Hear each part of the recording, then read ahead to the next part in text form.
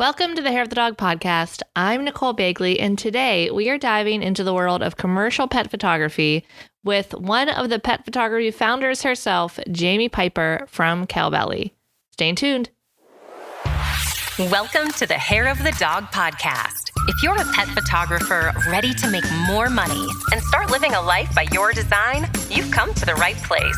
And now, your host, pet photographer, travel addict, chocolate martini connoisseur, Nicole Begley. Hey everybody, it's Nicole from Hair of the Dog. I am so excited that you are back for yet another weekly podcast. Today's podcast was actually recorded as a Facebook Live interview that we did in our big Hair of the Dog podcast community group back in November 2018. However, I thought it was really pertinent and incredible information still, and there's always so many questions on commercial pet photography. So I thought we should take this interview and bring it to you through your podcast player. So that's what we've done. So please forgive us if the audio is not quite up to our usual podcast audio standards, but I think it should be plenty good enough for you to listen to and get some great ideas. This episode will help demystify the commercial animal photography world and help you get started and also quote correctly for any commercial jobs that might come your way.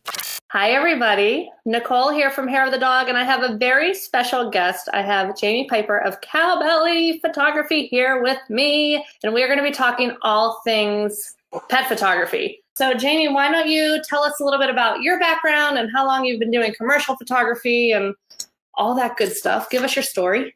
Sure. So I started doing pet photography, like 18 or 19 years ago. And then I started a pet photography business for regular clients in 2003. I started doing commercial work locally in 2003, 2004, just for like really small businesses, and continued to do that through the time that I was doing pet photography for private clients.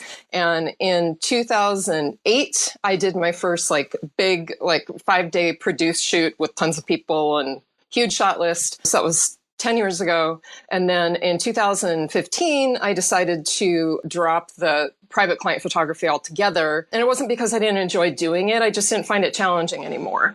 Mm-hmm. And commercial photography is extremely challenging. And I love that. I thrive off that. So I get bored really easily. I think I need more stimulation than your average person. So definitely worked. Definitely increased the challenge and stimulation level. So for the last 3 years, I've been doing exclusively commercial photography. Well, I might do like 1 or 2 private client shoots per year, but very rarely. My bottom end price for a private client is $1,500. That's like shoot and burn, basically. So right. It's a pretty good way to put off most people who contact me about a private client work. So that's where I am now. Awesome. Very good.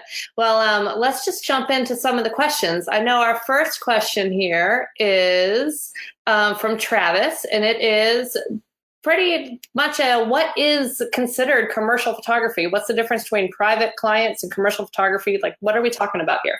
Yeah. So if you do a Google search, you'll find a whole bunch of different answers.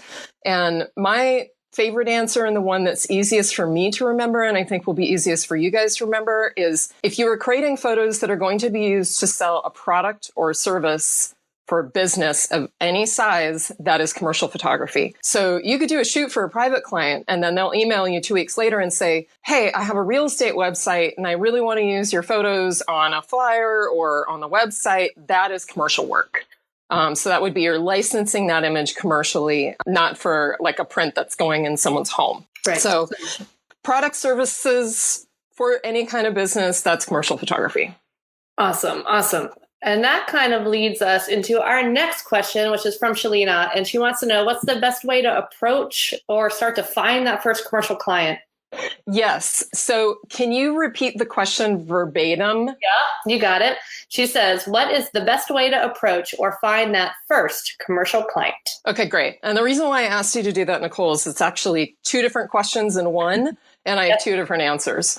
So approach is literally how to approach them. Like how do you start the conversation? And then finding is how do you research them and how do you decide who you want to work with? So I'm going to start with the second part first. This is kind of a big topic. So I'll give sort of an overarching view of it. The best way to get started in commercial photography is to start local with small businesses. And I have a lot that I can say on this topic. Some of it you guys are not going to like. But if you know me, you know I am no bullshit. I will always be honest. I'm not going to blow smoke up your ass and tell you things that you want to hear, because that is not how the commercial photography industry works. You have to have pretty thick skin, and you've got to really get it and understand how the industry works in order to be successful at all. So here's what I'm about to tell you that you're not going to like.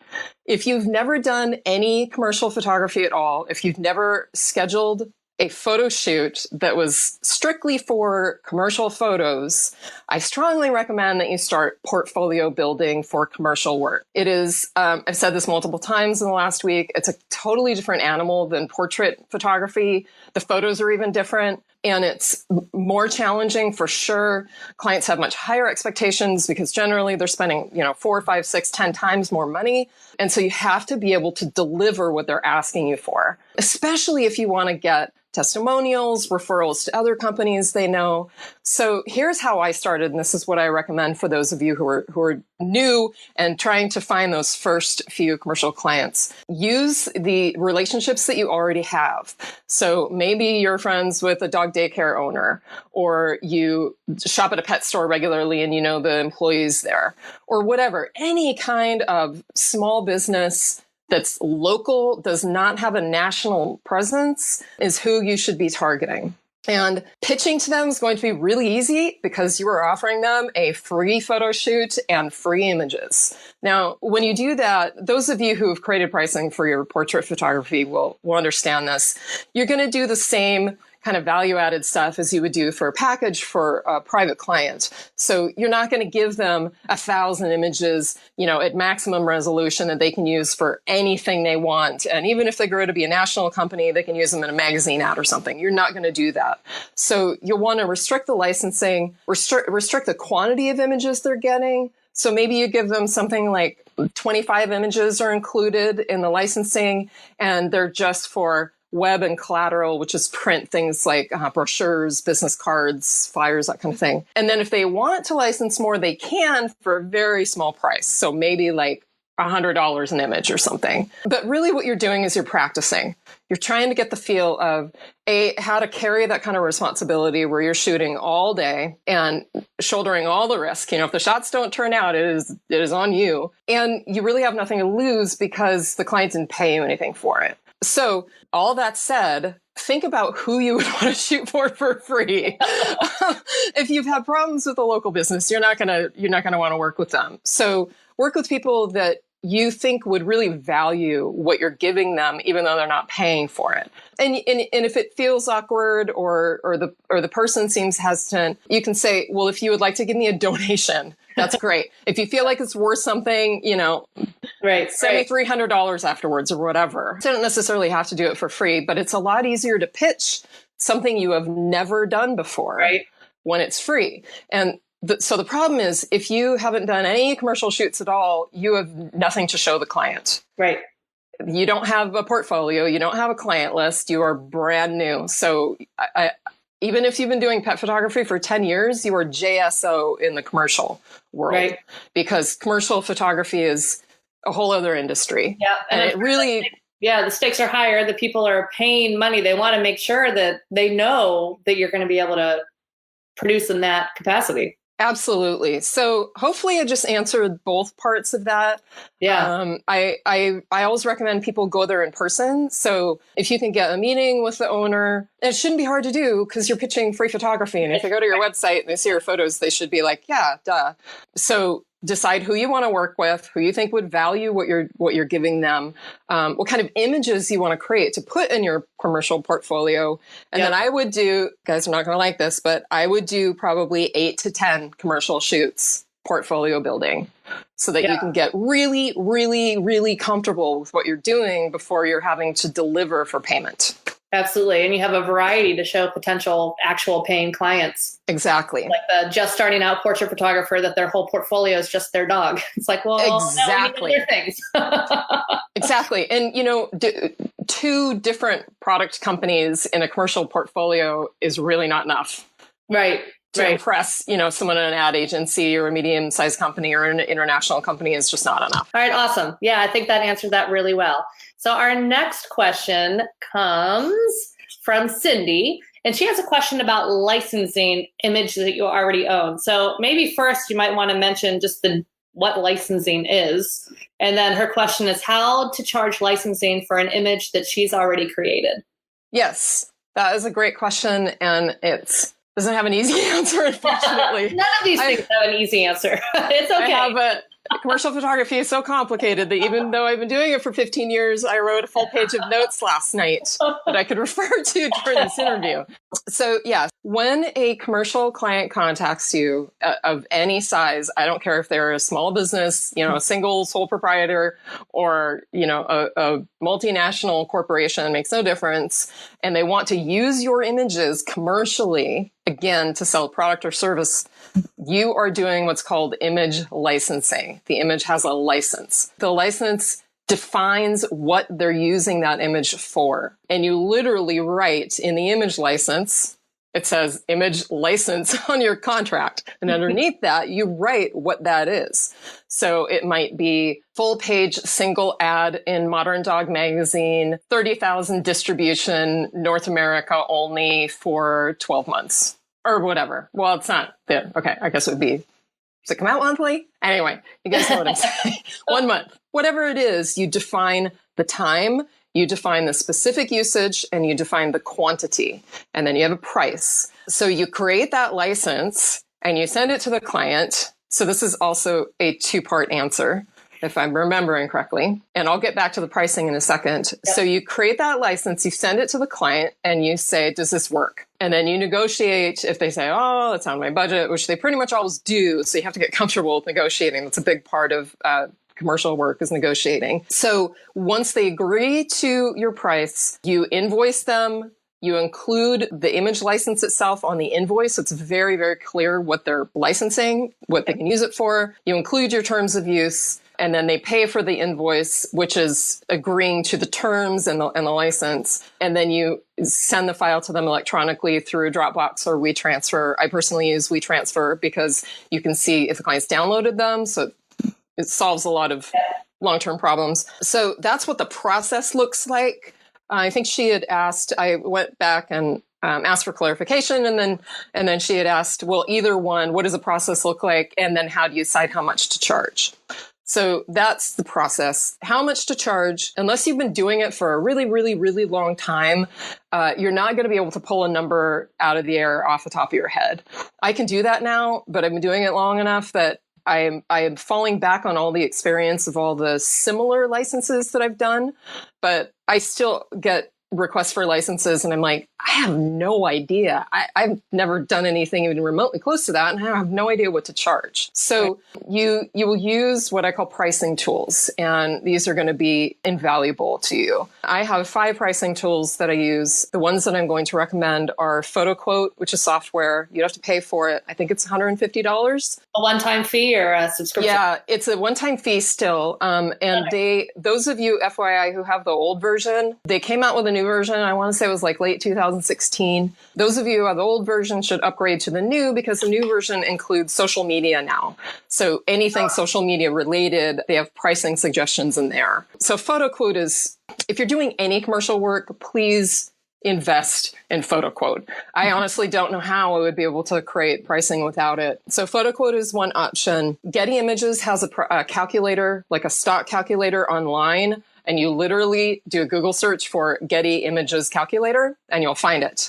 And you can't find it on their website. You have to Google it. Right. And what you do is you plug in all the usage, and you'll see, this will help educate you on what types of, things are included in usage. And then it'll spit out a price.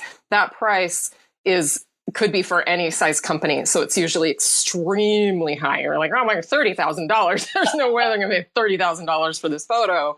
So then you have to kind of work backwards, kind of reverse engineer and figure, okay, well, if this could be for a multinational company that makes billions every year, and this company is regional, what would be more appropriate for them? So that can be helpful. Another pricing tool I use is my experience. I'll also contact other commercial photographer colleagues, friends of mine, and say, what? What would you charge for this? And I don't care how long you've been doing it. If you've been doing it for 30 years, commercial photographers still do that all the time. Yeah. I can't remember what the other two are, but I know that there's 5. That's a good start. No, that's awesome. That's so helpful. I'm sure there was a time when those things weren't around. I mean, how nice to have the internet and that ability to find some information. Yes. Well, back in the day, commercial photographers could pretty much charge whatever they wanted. And they made a lot of money. So things have changed since then. All right, hold on. The next question is here from Holly. And it's a 2-parter, might even be, there's 2 questions. So the first part, is there a platform or a place for commercial pet photographers to join a list that commercial clients can basically shop on or, find their perfect pet photographer, like a directory of sort? No. Would be nice, but no. Yes and no. But first, I want to preface my answer by telling you guys something really, really, really important that I want you to remember from this. In commercial photography, you are not going to use the term pet photography. It is considered commercial animal photography. Mm-hmm. So any directory that you find, any organization that you join, anything that has like a list of types or genres of commercial photography, your category is animals. There is no pet photography category. Right. So even if you're only photographing dogs, you're still a commercial animal photographer. So that's what you need to be targeting in your social media. That's what you need to be looking for in terms of, where to get listed in directories, commercial animal photographer. Okay. So now that we've cleared that up, there is no list of commercial animal photographers on like a stock pet or animal photography website that I am aware of. That said, when marketing, and this ties into marketing, Holly's question about where to get listed, like where are clients finding you? You really have to think about and do research on where are the kinds of clients that I want to work with looking for new photographers. And the 4 places, well, it's really 1 and 2. The 4 places that I'm going to recommend you start are, the first thing you should do, like this is probably one of the best pieces of advice I can give you guys, is join APA. It's a photography association for commercial photographers. There's also ASMP, which many of you are probably already familiar with. I have been a member of both. I dropped my ASMP membership a couple of years ago because I didn't feel like the benefits were very valuable. ASMP does a lot of advocating for copyright, and APA does a ton of member events and member education. So you can learn a massive amount about commercial photography by attending their events, and they do webinars sometimes too. So APA, look it up. I think it's apa.org, if I'm remembering correctly. They do have a directory of commercial photographers that are members. So I know that that's one place that clients will look for new commercial photographers, is the APA website. And you'll see it's a fantastic website, and I love the people who run the organization. They're just really good people. So start with APA. If you're serious about getting into commercial work, you have to join APA. I'm just like, you have no choice. So please start there. And then the other 2 websites I recommend you add your name to and your website to are Behance. Behance is great. A lot of art buyers and ad agency folks will look at Behance for new work. And you can also see people collaborating together, like retouchers and photographers and Digitex, and all these different people will team together. They'll do a personal project. They'll post the photos on Behance. So it's a great place to put some of your commercial portfolios. And then the last one is Dripbook. Dripbook is free. Behance is free. So you're not investing money. There's probably, I would say another 12 to 15 directories that you could add to. But those are the ones that I recommend. Like a whole nother world. Yeah, it really is. It's a whole other industry. Crazy. So her other question is the best place for your commercial portfolio on your website, or should it be separate? She still does some private clients too. So I'm assuming that's how she's asking that question. Yeah. And I think, Holly, if I'm remembering correctly, you were the one that said that you want to transition at some point to exclusively commercial photography. Yes. I think that's what she's saying. So, I've got very strong opinions on this. I would strongly encourage you to create a separate website for your commercial work. And the reason why is I'm going to give you guys a resource. I want you to write this down because this is phenomenal for doing research. I recommend that you get a website with PhotoFolio. It's photo, PHOTO, L-I-O.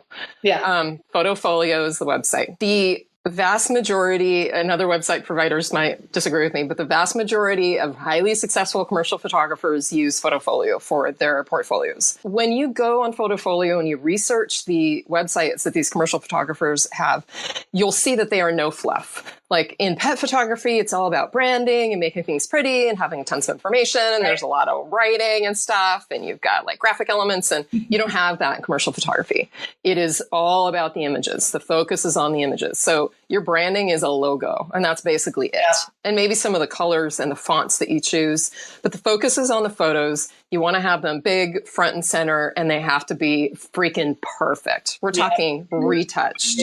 And not all of my photos on my website are retouched, and I've gone back and I'm like, so it doesn't look very good. So it's better to have like 5 stellar, perfect, cream of the crop, fully retouched to absolute perfection photos than 50 great photos, but they're not phenomenal. You know what I mean? But having said all that, make sure that you have enough content that it doesn't look weird. Like you're not going to create a new commercial photography website if you only have 2 images. You know what I mean? And do your 8 to 10 free shoots and then make the website. Exactly. It's the same process as when you started doing pet photography. It's just for commercial work instead. Yep. Perfect. All right. So Chris has the next question. It's how do you juggle transitioning into commercial photography when you're busy with client sessions and editing? Oh my God. Chris, you stumped me on this one. I was like, clone yourself is probably the first answer, but that's a little bit more difficult. Yeah, my answer is, I don't know. It's really, really hard. It's really hard. I'm going to be really honest with you guys. It's really hard. And here's why. I mean, there's a number of different reasons why, but number one, when a commercial client contacts you and you are representing yourself, you don't have an agent or a photographer's rep, which is what they're usually called the commercial industry, the rep. I'm repped by. When you don't have a rep and they're contacting you directly, you need to get back to them immediately. Yes. And the reason why is because you are competing. Yes, you're competing when you do pet photography, but when you're doing commercial photography, you are 100% of the time competing with a minimum 2 other photographers. Yeah. And their timetables are usually like, I need it yesterday. Yeah. And a lot of these people are in New York. So if you're on the West Coast, like I am, right. You know, and they're emailing you at 8:00 your time. It's 5 a.m. for you. Yeah. And you're like, I wasn't even awake. You know, so my goal is always to reply within an hour. Yeah. And I don't care if you respond using your iPhone and there's no signature and it's one line. Like that's what you do in the commercial world. There's nothing fancy about it. It's all about like exchanging information as efficiently as possible. So that's one part of the challenge. The second part of the challenge is timelines are being squeezed dramatically. So you end up with agencies contacting you and saying, client's really hoping to have the shoot done and the photos by like 18 days from now. And you're like, what? That's like 2 weeks to finish, to like schedule, produce, do the shoot, finish it. 15 dogs and shoot for 4 days and edit all the images. Yeah. And I mean, I've turned down shoots before where I'm like, I'm sorry, it's just not possible. Right. Yes, I have the time to do it, but it's just not feasible. It's not going to happen. So that's an extreme example. It doesn't happen all the time. Usually you have at least 3 weeks. My happy place is 4 weeks of planning and production time before the shoot occurs. But then I usually work on bigger shoots. So if you're successful in your pet photography business, it's going to be even harder for you to do commercial work because your schedule is booked out. So, and I do not recommend bumping your private clients because you have a commercial shoot. I just don't think that's very ethical. Unless it's a repeat client and they're really, understanding and easygoing, and maybe their dog could be included in the commercial shoot. So none of that is very helpful information. So I do have helpful information for this question, which I think Holly will appreciate too. The best way to do this is you're going to do 2 things. One is you're going to build a phenomenal team. You need to have a producer. The producer is someone who does everything but the photography. Yeah. They plan all the elements of the shoot. They bring everyone together. They source the talent. They work with the location scout. They do everything. And they'll even interface with your client and you CC it on emails, but you can continue doing the work that you already have scheduled. So get a producer. You're not going to be able to do it without a producer. Generally, small and some medium-sized shoots don't have the budget for a producer.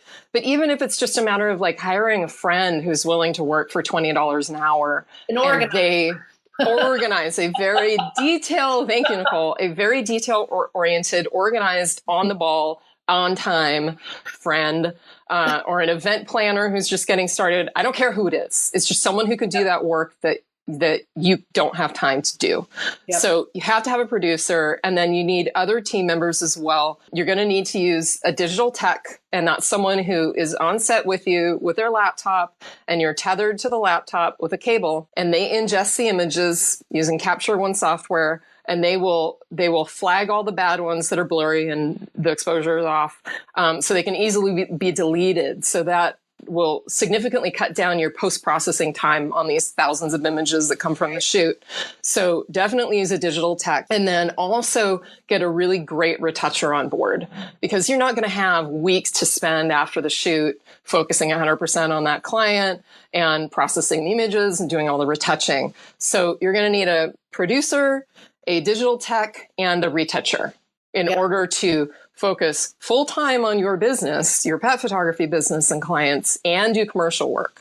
Now, as far as scheduling goes, 98% of commercial shoots are during the week on weekdays, because ad agency people generally don't like to have to fly somewhere and work on a weekend.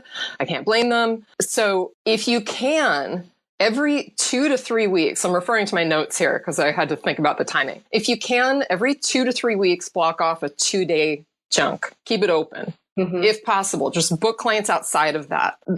Until you get really experienced and you have a big portfolio and you're working primarily with international clients, you're not going to be doing the 3, 4, 5, 6, 7-day shoots. Most of them will be around 2 days, maybe 3. So having a 2-day chunk every few weeks will give you some flexibility in terms of booking those commercial shoots. So that's my answer to the really difficult stumping question. That's good. That's good. Definitely, yeah. Kind of batching, basically starting to batch your work a little bit too. Of like, I even try, just for my own sanity, to book my private clients kind of together. Because once I start shooting them, like, I'd rather just do a couple sessions than have a little break. Yeah. And then you can do all the post-processing at the same time too. Yeah. I love that kind of stuff. I also love outsourcing. Yes. That makes me happy. Yeah. And on that note, Nicole, you have to outsource stuff when you do commercial photography, because there's one of you. And you cannot and you should not take on all of that responsibility by yourself. Right. You won't sleep and you'll be totally stressed out, and that's not worth it. Yeah. And it's actually one of the fantastic things about doing commercial photography is you don't have to shoulder all of that work. You have a team, and the team is supporting you, and you are their boss. They are your employees. You're employing them, and you get to tell them everything. You tell them what to do. And so your responsibility is to show up and shoot. That's what you're there for. Nice. Awesome. All right. We're going to shift gears a little bit from the commercial stuff to stock. So first of all, I just want to mention kind of what the difference between being hired for a commercial photography shoot versus stock. And then the question is, what's the best stock photography website for pet photographers? Yes. Or animal photographers, we should say. Yeah. So it breaks my heart to have to answer this question, because you guys are not going to like the answers, unfortunately. I have so many opinions about this, and I don't want to talk about it for 20 minutes. So, and I've got notes on this, so just stick with the script, Jamie. I've had a stock website online since 2011, and it's had a wide variety of different incarnations. I've used different website providers, and I in that time, I've done a lot of research on other stock photography websites that are either animal specific or pet photography specific, or generalized and include animal photography. And all of the animal and pet photography websites, stock websites that I have seen that are like what I would call boutique, smaller boutique stock agencies, have essentially died in the water by all appearances. Now, I don't know if that's absolutely true, but it doesn't appear as if there's any activity, and the photographers that I've spoken to who have their work listed aren't making any money at all. That is also true for Fetch Stock, which is my newish stock photography website that I launched almost exactly a year ago. It has been almost impossible to get traction with my new stock website. And I'm someone who has an established client base and, ready buyers. I know there's a whole bunch of different reasons why, but this is what I want you guys to think about. In order to sell stock work, you really have to advertise, because people are doing, if they're not already familiar with, Shutterstock or Getty or whatever, they're doing a Google search and looking at Google images for a Portuguese water dog jumping off a dock, for example. So you have to advertise in order to get your website high enough in the search engine results for potential customers to see you. Here's a problem with advertising. If you use the Google keyword tools and you put in search phrases that a potential customer might use, you'll immediately see that the competition for those keywords is very high. So we're talking like expensive. Yeah, I mean, it's like something like $13 per click or something. Wow. I mean, it's insane. Like you can't, it's impossible to compete. You just can't compete unless you have many thousands of dollars to spend every month advertising. But here's the other problem, and you'll notice this when you do your research.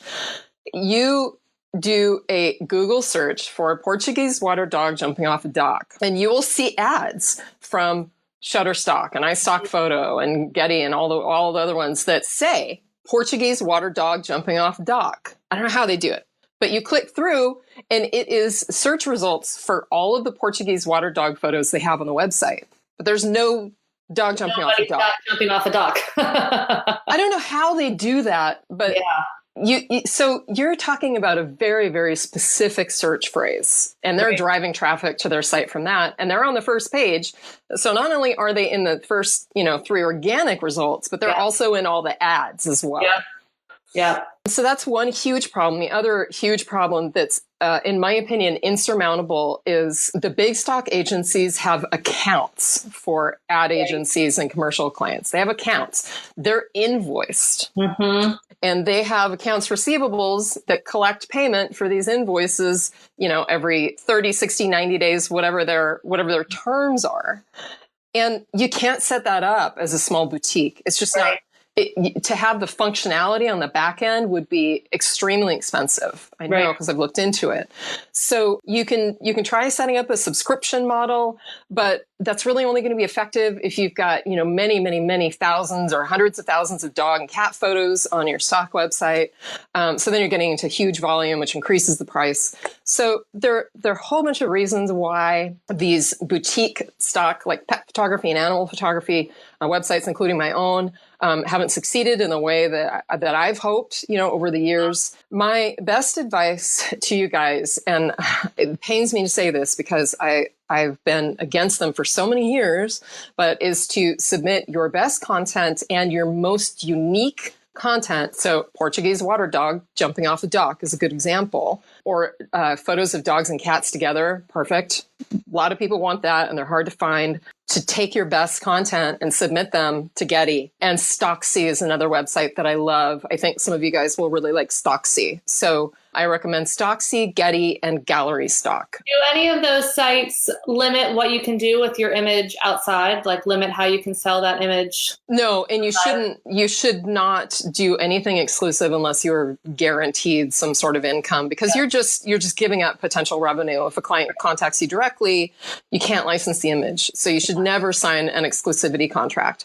Oh, by the way, backing up just a second. Yep. Animal House is Nicole Smith's stock pet photography website that she launched this spring. I am not including her in the stock websites who have failed because I haven't talked to her about it. I have no idea how it's going. So please don't make assumptions about Animal House because that could be thriving. I have no idea. Those of you who don't know, Nicole, you should know this, right? Yeah. Animalhouse.com, is that the? Yes, it is Animal House. If you look Animal House Media, there'll be a link to it. I think the actual stock site is on like stockpetphotography.com. It has a more distinct URL. But if you Google Animal House Media, that's Jane Nicole Smith's stock site. And yeah, so I'm not just FYI, I'm not including. Yeah. Jamie's so those of you who doing her experience with her site and the challenges. I mean, Nick's having to surmount those same challenges, but it's industry-wide challenges. But she actively she actively works more with the kinds of clients that I think are would be buyers. Right. So my sell is harder because I'm working mostly with international and national clients, and they're usually not licensing stock; they're booking shoots. Yep. So I mean, it's very complicated. So it's a whole big crazy world. And I know a lot of the companies, again, I don't want to speak for her. I believe this is correct, that a lot of the companies she's targeting are more of those mid-range, like animal exclusive companies. So that kind of site would be beneficial for them. Exactly. They don't have these big, I have an unlimited stock with this site, so I can get as many images about baseballs and this and that. Right. You want just animal stuff. So, yeah, exactly. But there's a second part to that I want to tell you guys. And those of you who take my advice, I think will be heads and tails above the competition. Ha ha ha. If you want to make money doing stock, it's painful for me to think about all those gorgeous images you guys are creating, and you're creating some phenomenal work. I mean, oh my God, there's so much talent out there in pet photography these days. So I know that you have this huge body of work of still photos sitting on your hard drives and they're not making you any money. And like, it sucks to hear me say, I'm not very encouraging on that, but you can definitely make money doing stock, but you know how you're going to do it? You're going to do it shooting video, because there's very, very, very little stock pet video out there. And please do research on this, because you'll find that the stock pet videos are pretty terrible generally. Yeah. You'll see. So I recommend that you guys shoot stock video. It doesn't have to be with a DSLR. It could, if you have a decent, like a mirrorless camera or a really nice point and shoot, get a gimbal on Amazon, which is the balancer thing that gives you that really smooth looking video. You can buy one for like $100 or $150. They make them for all kinds of cameras. Shoot some videos of dogs. It does not have to be professional. You don't need to hire an editor. It doesn't have to cost you a bunch of money. Just shoot video, because I'm convinced that 95% of the video you guys will shoot will be better than what's out there now. And then submit it to the website Pond5. It's pond as in like jump in the pond, 5, the number 5. So Pond5. And get on their website and you'll see what the dog videos are. There are some good ones, but it's a very, very small quantity. And you get more money from a video license than you do from a still photo license. Awesome. So there you go. Yeah. I mean, so much stuff's moving towards video. I saw some stat that was like by 2020, which is not far, it's like a year and 2 months away, that like 80% of content consumed online will be video. 80. Wow. That doesn't surprise me at all, because video, I've done a lot of research on this, video and cinemagraphs, which is something that I do. They have something like a 7 or 8 times higher click-through rate on ads than still photos. I mean, it's like no comparison. I mean, the goldfish have a bigger attention span than we do. They just did that study too. So I mean, like, what? Like, we're so noisy.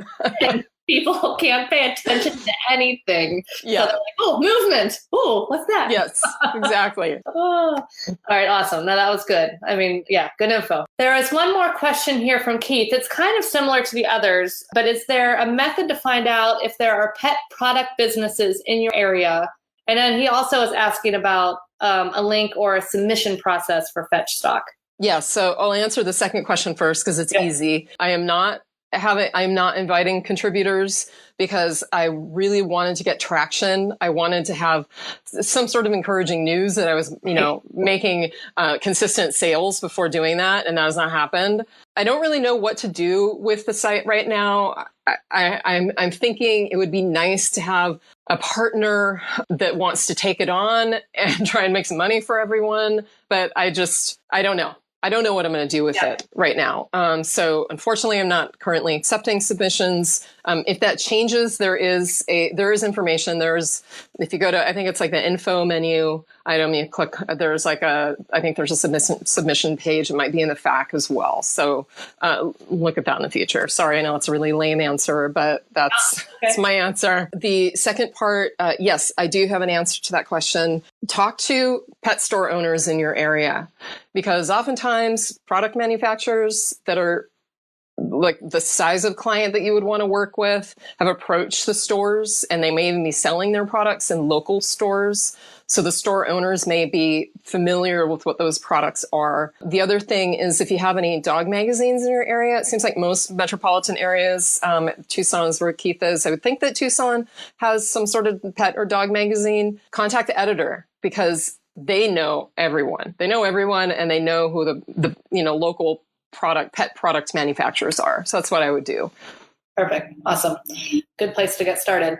All right. And then our last question that we had submitted was, what camera settings should I use to shoot this subject/project/scene? I've never done anything like this before. Dirt alone face. Yeah, I know. That was my question, which is why it's worded so weird. None of you guys are much better at asking questions than what Nicole just said, because I wrote that. So here's the thing. I think my answer won't come as a surprise to you guys, given what I was saying about portfolio building for a commercial portfolio. And Nicole and I talked about this a little bit, and I know we agreed that we were going to talk about this during the live. So let me just dive right into it, shall I? Okay. So when you are hired to do commercial photography for any size client, your work needs to be not good, not great, but fantastic. And I would even use the F word in front of that, fantastic. Because you are trying to sell a product or service to a consumer. And that photo needs to rise above all the noise that Nicole was just mentioning online.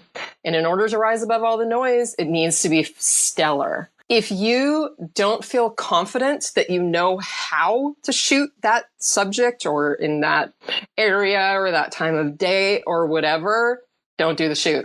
Don't agree to it. Mm-hmm. I'm being totally honest. I still turn down shoots regularly that I feel like are out of my wheelhouse because I don't feel confident I'm going to do a fantastic job. Yeah. Most of them are studio work because I don't have a lot of experience doing studio work. I mean, I will, like if you pay me enough, of course I will. But if it's a challenging studio project and I'm like, oh, I don't even know where I would begin on that. Or I have some major questions or concerns about my own abilities, I won't do it. I'll pass on it. And I actually had that happen recently. It was pretty heartbreaking, personally heartbreaking for me because it was with an ad agency in LA. It was an art director that I had been creating a relationship with for quite a while. And we had met a couple of times. I met with her at a couple of events. And then I followed her when she moved to this new ad agency in LA, which was also one of my top agencies I wanted to work with. I wasn't sure if I'd ever hear from her. Like another 6 months went by. I was like praying, like, please contact me. And she did. And she reached out and she said, we're working with such and such dog food. And I was like, oh my God, I love to check that out. Like an awesome company.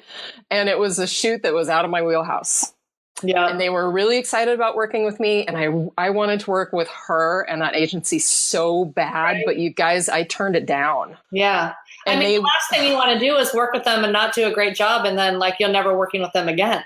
Exactly. And here's the thing about the commercial photography industry. Everybody knows each other. Like art buyers, art producers, creative directors, they all know each other. They go to events. They talk about photographers. It feels like a big industry, and in some ways it is, but it's actually pretty small when it comes to like photographers' reputations and, word getting around. So you need to work very hard for every single client. You need to do the absolute best job you possibly can and not agree to things that you can't do. You can't deliver on. Yeah. And I would imagine too that it's super important to be personable and like likable and work really well for these people and, do your best because nobody, even if you have the best images in the world, they don't want to work with the jerk. Yeah. Yeah. So like common human decency is critical. Absolutely. And it, unfortunately, Nicole, didn't used to be that way. And it's still, the industry hasn't changed completely. Some of the most successful commercial photographers are like raging narcissists and complete assholes, unfortunately. Yeah. And they'll shoot for Nike and Microsoft and I don't know, and they're getting paid, a couple $100,000 per shoot. But they can get away with that because they're so talented. They're so good. But that is changing. I know for a fact that's changing because I talk to a lot of people on the hiring side and I ask them difficult questions all the time. And so I know that they're starting to shy away from working with these really difficult photographers because there's so much talent out there now that they can hire another photographer who's also supremely talented, but is a really nice person and is very easy to communicate with and work with and doesn't cause much problems. Right. Yeah, for sure. Oh my gosh. You've given like an amazing amount of value. I can't even, I mean, people are going to have to go back with like a notebook. I was going to tell people like, take notes. So good. Thank you so much.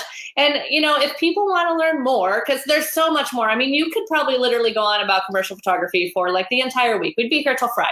I could easily talk until I lose my voice completely. Like, no problem. 4 or 5 days, like, just like someone give me some water. I'll take a few bites of food, but I'll just talk for like 16 hours. We're still going. It's a very, very involved, very complicated, often confusing, unfortunately overwhelming topic, but it's also incredibly exciting because there is a lot of money to be made. I mean, we're talking a lot of money. And I feel like it's the same way of, one of my missions in the private client side is to help all those people. Like, it brings the whole industry up when we help other people learn how to do this, because you initially look on paper for a private client, you're like, $200 for the whole session. Yeah, I made lots of money, until you realize all the stuff you have. So the commercial photography, I'm sure, is like that too, because you're like, oh my gosh, $5,000 for 3 days and all this licensing, and oh yeah. But meanwhile, like, it's not sustainable. So we need to help other people learn. And then when everybody else is producing bids that are all competitive and sustainable, then the whole industry does better. Absolutely. Yes. Hallelujah. You took all the words out of my mouth. And I wanted to, I think, are we done with the questions? I think we're done with the questions. No, okay. We got all of them. Yep.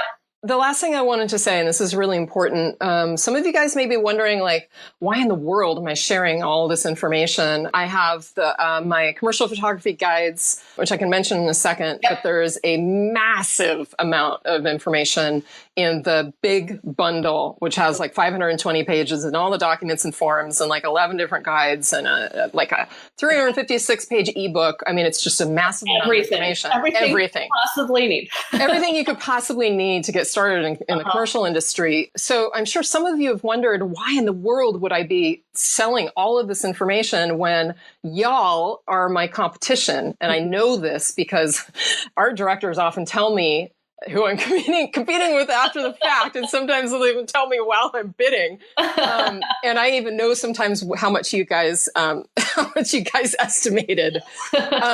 So the problem is this: I don't care if you've had no commercial photography experience before, and many of you have had this experience, you will still get contacted to bid on a commercial photo shoot.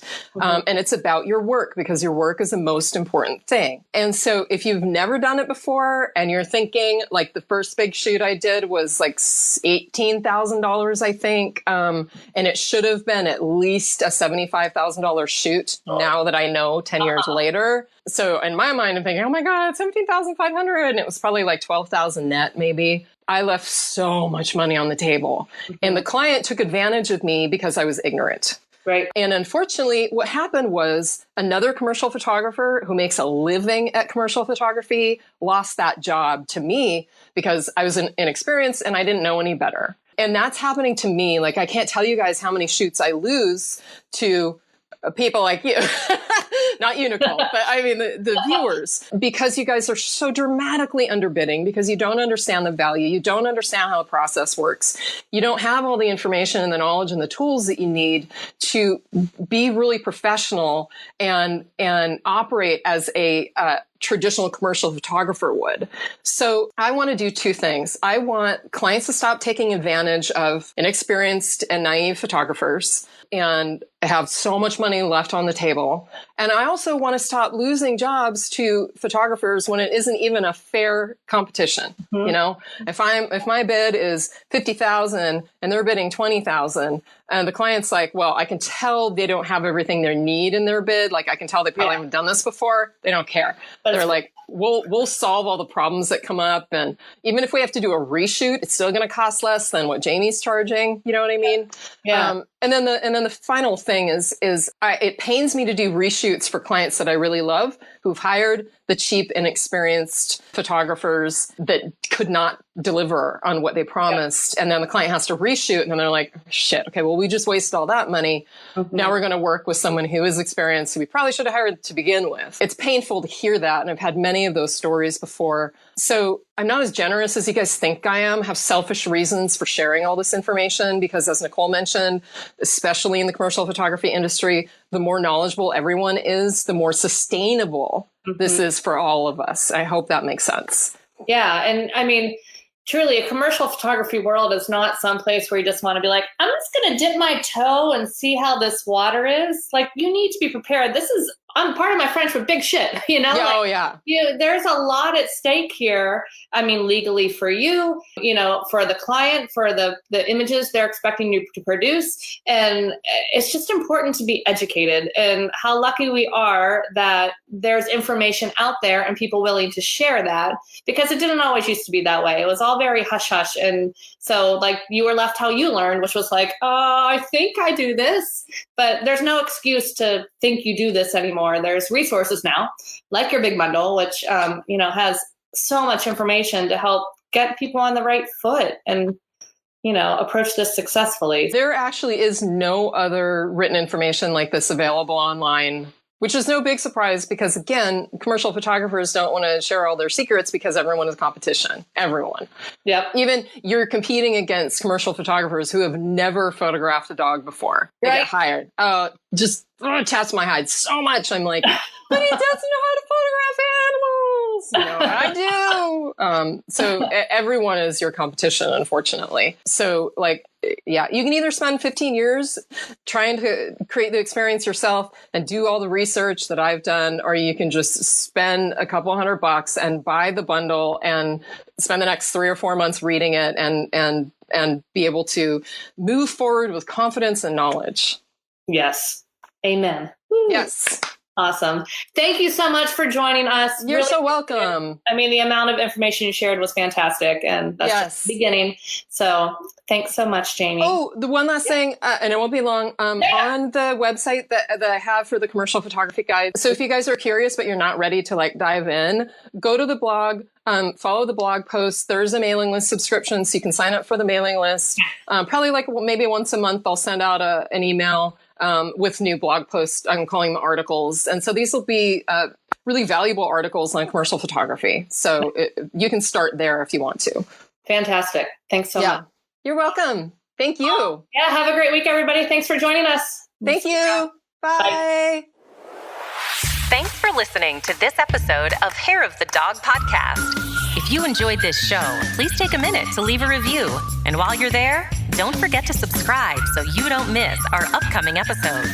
One last thing, if you are ready to dive into more resources, head over to our website at www.hairofthedogacademy.com.